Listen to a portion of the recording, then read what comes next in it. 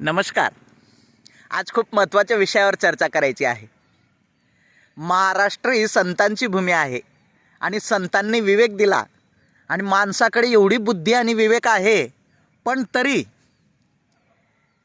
स्वार्थापोटी, लोभापोटी तो काय पाऊल उचलेल याची काही गॅरंटी नाही. भर उन्हाळ्यामध्ये जर त्याला सुख पाहिजे असेल तर त्याने पालदार वृक्षाच्या खाली बसलं पाहिजे, जास्त सावली देणाऱ्या झाडाखाली बसलं पाहिजे. पण आज उलटच होतंय.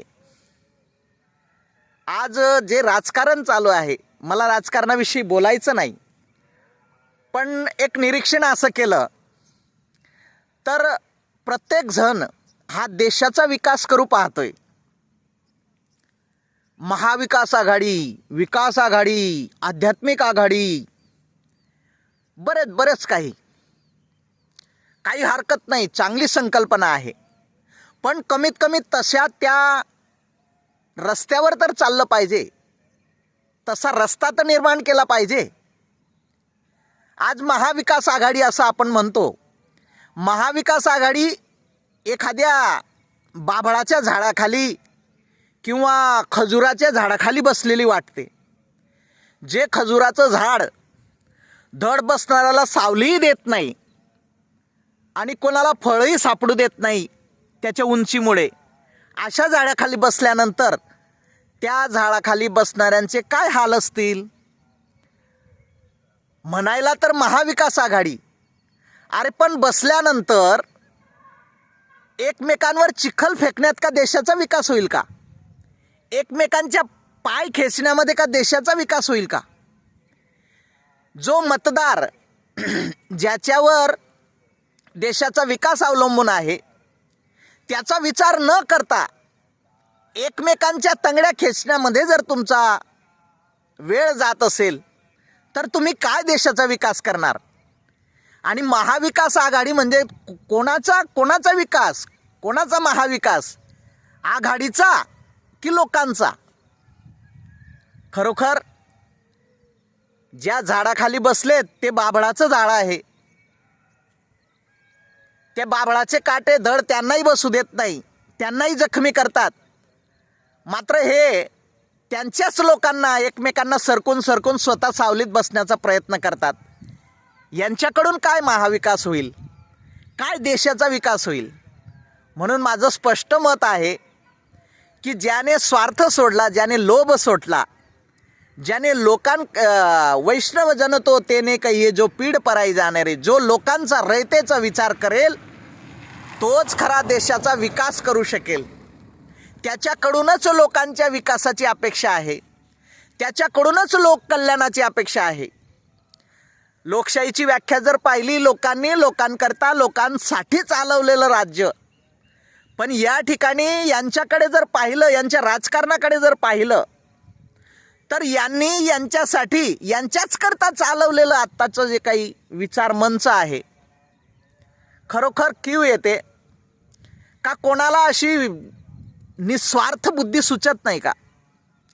का कोणाला असं वाटत नाही का की देशाचा विकास व्हावा? बाकी मी कोणाची बाजू घेत नाही, पण आज देशाचा जर विकास करायचा असेल तर आजच्या परिस्थितीला देशाला काय लागतं त्याचा विचार झाला पाहिजे.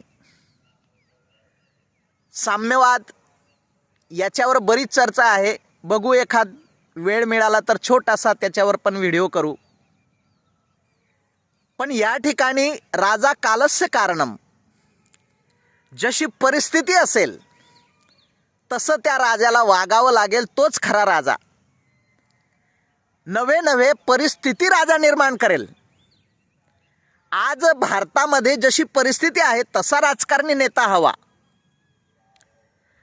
आज आरक्षण आरक्षण आरक्षण, अरे आरक्षण एकाच आईकडून मुलं मला जास्त दे, मला जास्त दे, मला जास्त दे असं चित्र कधी तुम्ही कल्पना करता का? आई ती आई आहे. आईकडून सर्वांना समान मिळालं पाहिजे, मग तो मोठा असो की लहान असो. उलट पक्षी जर मोठा व्हायचं असेल तर त्या ठिकाणी संयम धीर धरून सहिष्णुतेने मला नको त्याला द्या अशा भावनेने ज्या राज्याचा विकास झाला असेल त्याने दुसऱ्या राज्याचा विकास करण्यासाठी प्रयत्न करायचा आहे. ज्या नेत्याचा त्या ठिकाणी लोकांनी मोठ्या विश्वासाने त्याला पुढे केलं असेल त्याने देशाचा विकास करायचा आहे. या आजच्या परिस्थितीमध्ये जातीभेद मला तरी वाटत कुठं दिसत नाही. मग जातीभेदाचं राजकारण का? आजच्या परिस्थितीमध्ये मी हे मान्य करतो की आर्थिक तत्वाने देशात समता येणार नाही, पण कमीत कमी स्वकर्तृत्वाने समता येईल. मग कायमचं त्या ठिकाणी आरक्षण देऊन एकमेकात भांडणं लावण्यापेक्षा या ठिकाणी ज्याला गरज आहे, समाज नाही म्हणत मी, जाती नाही म्हणत मी, योजना म्हणतो, ज्या ठिकाणी देशामध्ये ज्या वीकर सेक्शन असेल तिथं ती योजना पुरवून त्याला पुढे आणायचं, परत ती योजना तेवढ्यातच थांबवायची, कायमची नाही. आणि म्हणून मला हे म्हणायचं नाही, मला महाविकास आघाडीबद्दल नाही बोलायचं होतं. मला हे बोलायचं होतं की देशाचा विकास करायचा असेल तर त्या ठिकाणी विकासात्मक मुद्दे, तत्व यांचा विचार करून, सर्व लोकांचा विचार करून त्या ठिकाणी राजकारण केलं गेलं पाहिजे. राजकारण वाईट नाही, पण राजकारण करणाऱ्यांची वृत्ती जर वाईट असेल तर ते राजकारण वाईट आहे. राजकारण हा नियोजनाचा भाग आहे. आज अखिल जगामध्ये, देशामध्ये शांतता आणि सुव्यवस्था राखायची असेल तर तशाही विचार केला पाहिजे. आणि देशामध्ये शांतता सुव्यवस्था राखता राखता देश सुजलाम सुफलाम कसा होईल तसाही विचार केला पाहिजे. आणि देशातील रयतेचा जास्तीत जास्त विचार केला पाहिजे.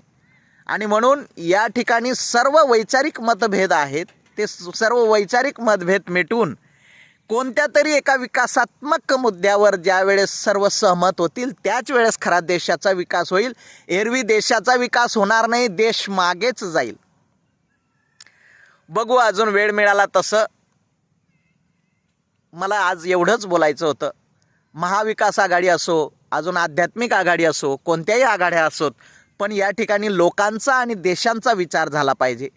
लोकशाहीमध्ये त्या काळी राज्यघटना आदरणीय डॉक्टर बाबासाहेब आंबेडकरांनी आपल्या मसुदा समितीच्या संमतीने, त्यांच्या सर्वांच्या यांच्याने, सहकार्याने त्या ठिकाणी राज्यघटना समर्पित केली.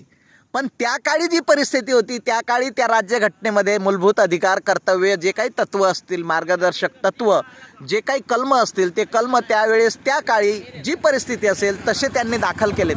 पण आजच्या काळी त्यांच्यामध्ये काही बदल करावेच लागतील अशा पद्धतीची आजची जी परिस्थिती आहे. आणि माझं असं मत आहे की परिस्थितीनुसार त्याच्यात बदल करावाच लागेल आणि करावाच. आणि म्हणून राज्यघटनेमध्ये बदल करण्यासाठी ठीक आहे, शासनाचं त्या ठिकाणी नियोजनात्मक जी काही संसदेची रचना आहे त्या रचनेमध्ये जर बहुमत पाहिजे असेल तर त्या बहुमतासाठी आणि त्या राज्यघटनेमध्ये विकासात्मक बदल करण्यासाठी, त्या बहुमतासाठी जर राजकारण करायचं असेल, मात्र ते राजकारण शुद्ध आणि सात्विक आणि लोकांचा विचार करणारा असावं. मी आता ते राजकारण कोण करता आहे हा माझा मुद्दा नाही, पण लोकांनी जागरूकतेने हा विचार करायचा आहे की देशामध्ये देशाचा जो विकास आहे तो विकास पाहता आपलं मत त्या ठिकाणी सार्थक होईल, आपल्या मताचा उपयोग होईल, आपल्या मताचा त्या ठिकाणी आदर ठेवला जाईल, अशा पद्धतीच्या पक्षाला, अशा पद्धतीच्या विचारसरणीला त्या ठिकाणी आपण पुढे करायचं आहे. आणि त्या ठिकाणी आपला मतदानाचा अधिकार बजवायचा आहे. आणि या देशामध्ये शांतता, सुव्यवस्था, सुलभता आणि सर्व सुबकता त्या ठिकाणी आली पाहिजे असा सर्वांनी विचार करायचा आहे. जय हिंद, जय महाराष्ट्र, जय हरी.